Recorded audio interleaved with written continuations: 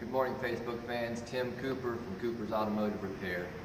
This morning I've got this Dodge van in here, the 2004, I believe it is, Town and Country. And she dropped it off for us this morning because we had already diagnosed a loose front end part. I'm going to show you how we diagnosed that and how we're going to repair this vehicle this morning. Follow me over here in front of the vehicle.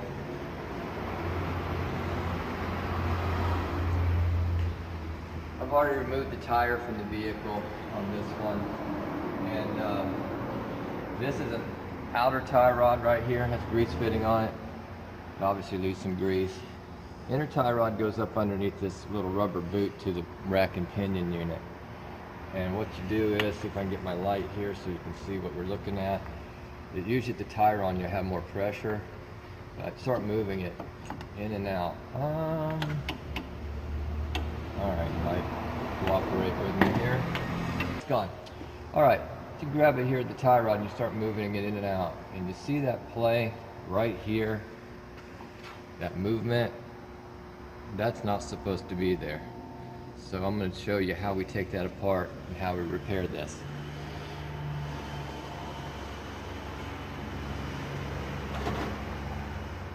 Okay, the first thing we do on this repair is there's a jam nut right here, okay?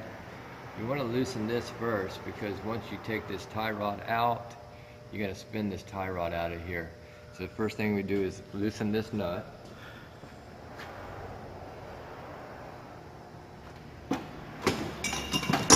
Obviously there's a correct size, but for something like this, you usually can just use a crescent wrench like this and break it loose, okay? You also want to measure, one way that I do it is look at the threads on this and you measure from the end of the threads to the back of the nut right there. You get 1 inch and 3/16.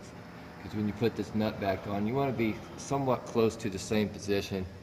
This is going to go to the alignment shop or the alignment guy. You don't want to make him mad because you've whacked the front end out so bad he has to work so much harder. You want to make his job easier.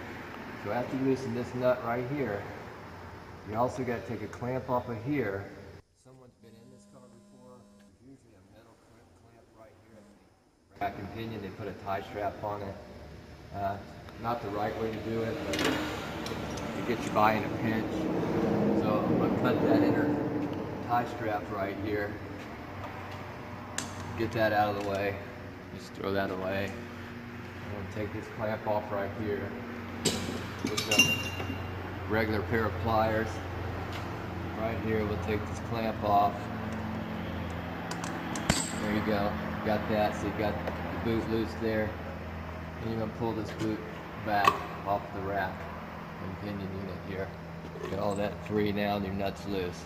Next thing you want to do is take this outer tie rod off. Okay? You can take this nut off right here.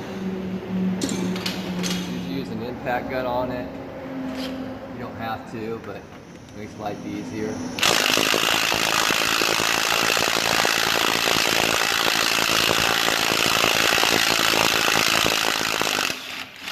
There you go. Got your nut. I'm just place it on my rack there. Now this is a tapered down inside this knuckle. This doesn't just come out. Alright, we make a special tools to pull this out. Old school guys, what we did on the cast iron system like this, you can hit this, if somebody's already done it, with a hammer really, really hard, and it separates that oblongs, that inner socket, and that tie rod end and come out of there. So I'm going to show you the old-fashioned way because many of you probably don't have a tool like this to take this off, but you've got a big sledgehammer. It's going to get you by in a pinch. Doesn't always work, but most of the time it does. So you just kind of aim right there. I used to tell my guys, don't stop here and act like you're hitting right here. Act like you're trying to hit that wall over there. So watch this and see what happens. See that vibration? Look at that. I know, I make it look easy. Alright, so we got that out of there. Alright, we've measured this again.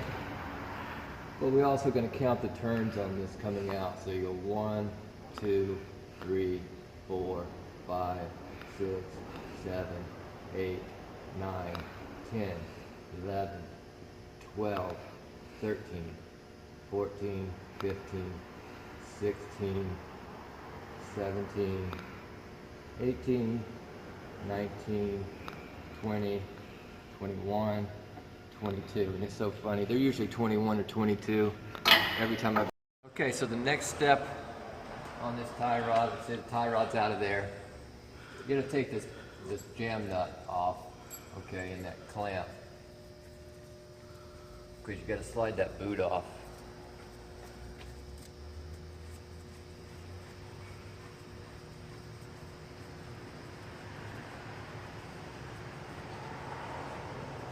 We'll save this, but typically the new part comes with a new nut.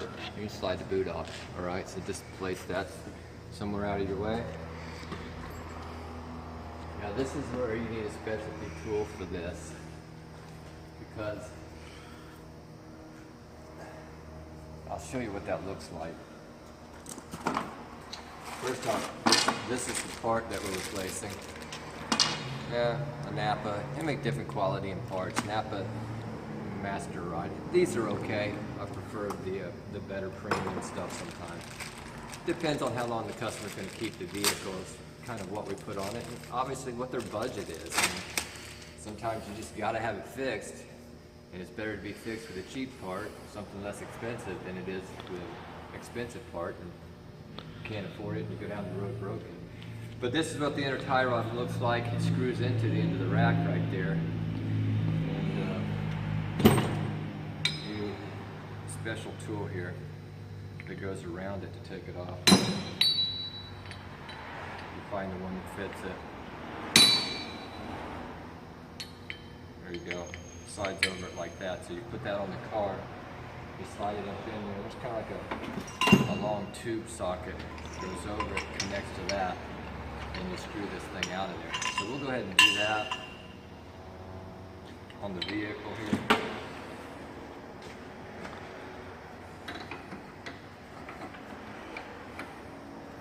And like that. Typically I don't work on a vehicle way over my head like this.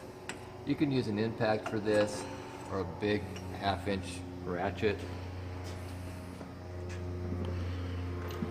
See how a ratchet works out.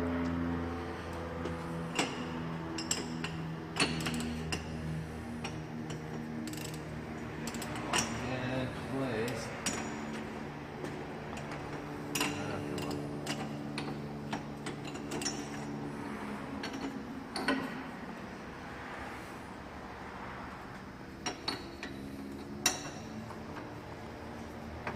Very busy this morning, so kind of rushing here a little bit. All right, got that on. And let's see if I don't pull my back out. Okay.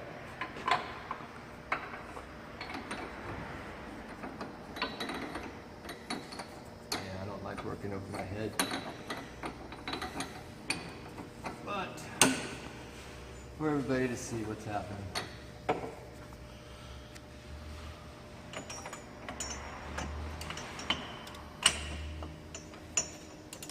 And by the way, they rent some of these specialty tools at the parts houses if you don't have them.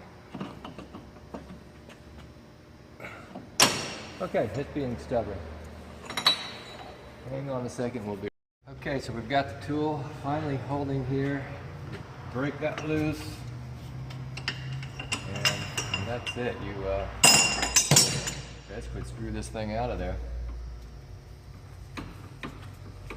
There we go. It's out.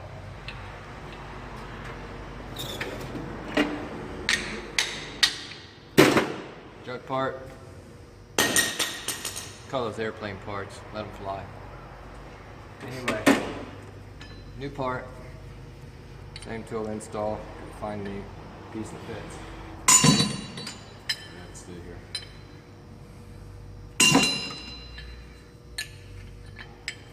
Alright, that should do it.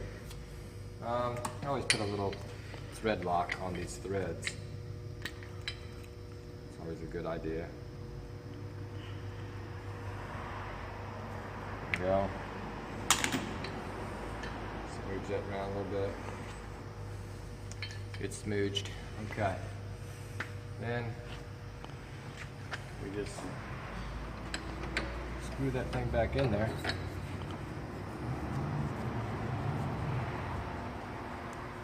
Like that.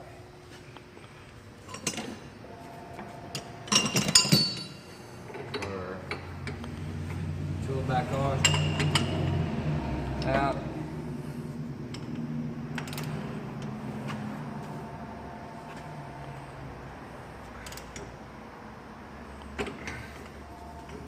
Alright, get that tight. From there, see how much tighter this thing is, no playing in that. We take that rubber boot that we've dust cover, slide it over.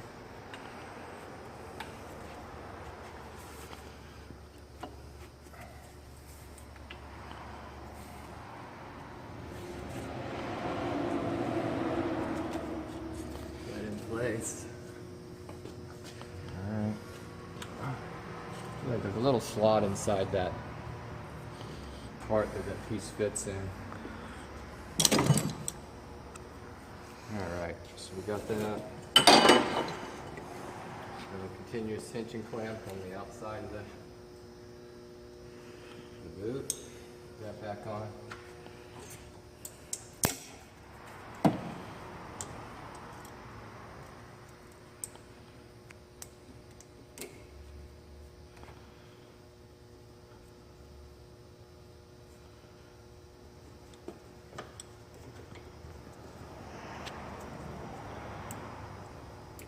There we go, got that on. Alright, it did not come with a new nut, so the jam nut we're going to use the original one. Screw that on there.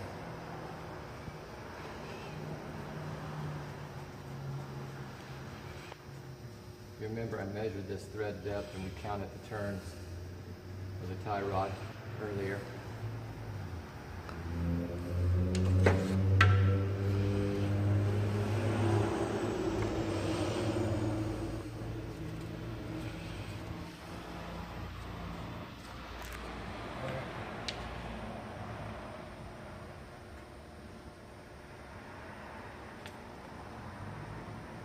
Get it close. Like that. Our tie rod. Counter turns.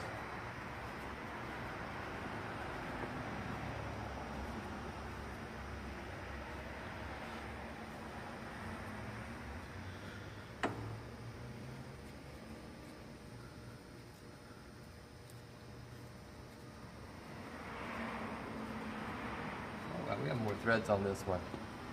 Not typical. That's why it's good to count those turns. Bring your jam nut back and just snug it. Don't tighten it up. Just back inside. Steering knuckle. Okay. Get your nut. Start it back on. Under up. Okay, we'll check that, make sure it's tight. Crescent wrench right here. Tighten this jam nut down. They're going to loosen this when they line it up anyway, but finish everything that we do. We know that it went out of here tight. Okay. Alright, that off of there. That's it basically. I'm just going to put some grease in this and grease this fitting, but I'm doing both sides, but I don't need to show you. It's the same procedure, just the other side. I'll get that crimp clamp on the inner rack and pinion dust boot and get that back on there right. But that's how you do an inner tie rod socket on a Chrysler Town and Country. Other cars are very similar. And thanks for watching.